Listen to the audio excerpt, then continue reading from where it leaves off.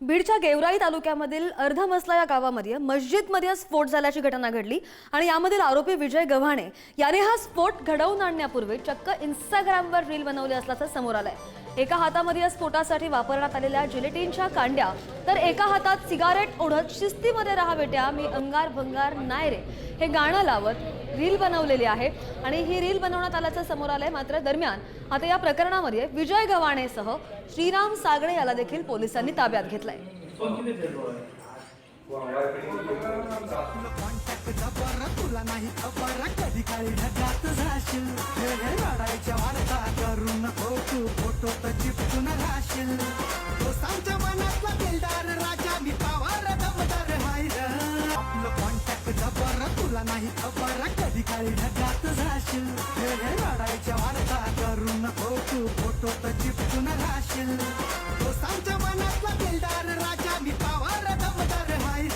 सकाळी 6 वाजताच्या आधी आम्ही दोन्ही आरोपी बीड पोलिसांनी अटक केले होते।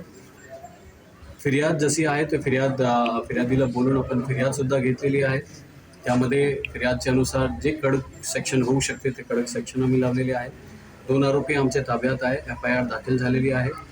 ह्या केसमध्ये गावच्या स्तरावर आणि पोलीस स्टेशनच्या स्तरावर शांतता कमिटी मीटिंग सुद्धा झालेली आहे आणि सगळे लोकांना आश्वासित केलेले आहे त्यामध्ये चांगल्या प्रकारे परफेक्ट तपास त्यामध्ये होईल जेणेकरून आरोपीला एकदम कडक शिक्षा त्यामध्ये भेटू शकतो। आणि या संदर्भात पुन्हा एकदा अपडेट घेऊत आमचे प्रतिनिधी उदय आपल्या सोबत आहेत। उदय, आपण रील पाहतोय, आरोपीला ताब्यात सुद्धा घेतलेला आहे, काय नेमकं चौकशीमधून समोर येतंय? का हा स्फोट त्याने घडवून आणला? काही स्पष्टीकरण या आरोपीने दिलेलं आहे का?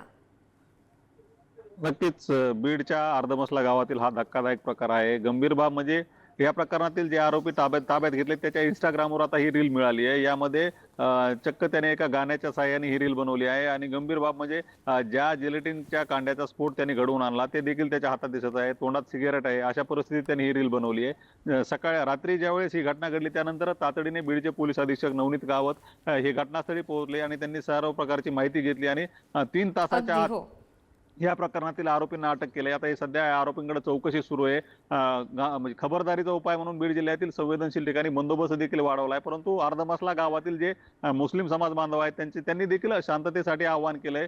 कुठल्याही प्रकारच्या अनुचित प्रकार इथे या ठिकाणी घडल्या नाही। जी काही घटना घडली त्यामध्ये पोलिसांनी तत्परतेनं तपास केलाय आणि आरोपीला कठोरात कठोर शिक्षा व्हावी अशी स्वतः माहिती माध्यमांशी बोलताना कौवत यांनी दिलेली आहे। उदय, धन्यवाद, तुम्ही दोनही बातम्यांचे अपडेट दिले त्या संदर्भात।